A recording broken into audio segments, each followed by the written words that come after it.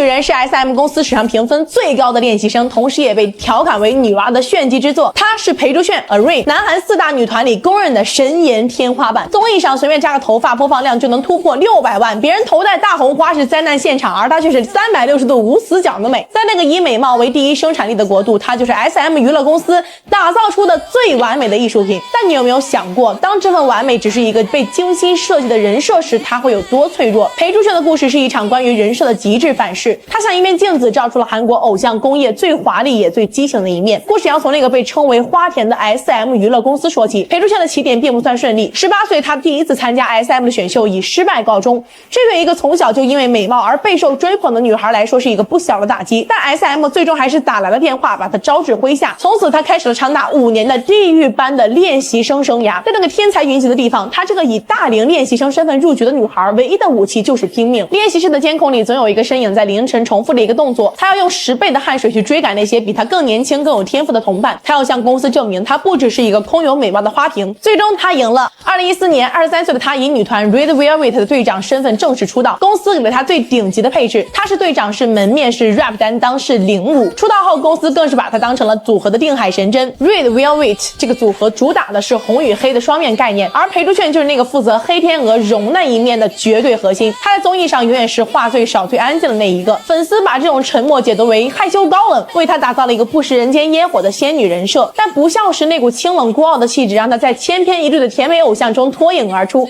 成了无可争议的4代第一神颜。 SM 娱乐公司是制造完美偶像的工厂，而裴珠炫可以说是他们3代以后最杰出的产品。公司花了5年时间，不仅教会了她唱歌和跳舞，更重要的是教会了她如何去扮演一个安静清冷不食人间烟火的冰山美人。这个人设是她的铠甲，也是她的紧箍咒。她成就了她，也最终毁灭了她。2020年10月，一场突如其来的录音门事件，将这座用10年时间搭建起来的神颜神坛彻底砸得粉碎。一位入行15年的资深造型师在社交媒体上发表了长文，控诉自己遭到了裴珠炫长达20分钟的脏话辱骂。他说自己在这间小小的房间里经历了地狱般的20分钟，而最致命的是他文末那句话：我已经把这一切都录了音。在韩国民众最深恶痛绝的行为就是职场霸凌，而裴珠炫的行为恰恰就踩中了这颗社会性的地雷。在普通民众看来这已经不是一个简单的明星耍大牌的问题，这是一个身处高位的强者对自己辛辛苦苦工作的弱者的一次人格践踏，这才是点燃了整个韩国社会怒火的真正原因。一瞬间墙倒众人推，无数曾经和他合作过的杂志编辑、摄影师纷纷下场点赞了这篇长文，甚至还有国内的造型师跟帖吐槽说他白长了这张脸。那个曾经被捧上神坛的冰山美人，一夜之间成了人人喊打的傲慢女。她的道歉来得非常迅速，在公司的陪同下，她当晚就亲自找到了那位造型师，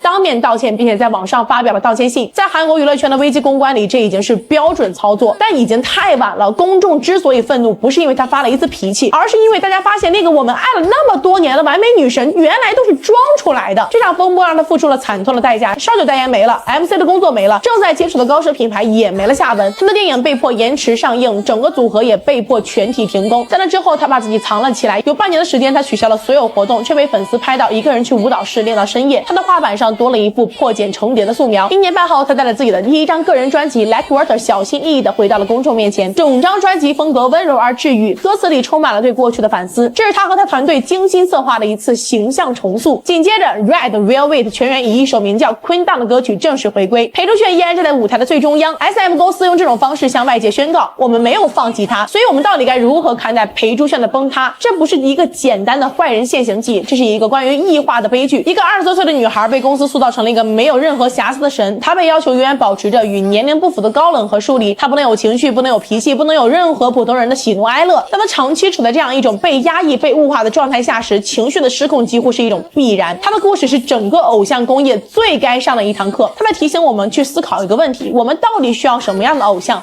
是一个完美但虚假的人偶，还是一个有点缺点但真实的人？裴珠炫的崩塌不是她一个人的失败，而是那套制造完美人偶的流水线的彻底破产。这或许才是她用自己的坠落给我们带来的最深刻的警示。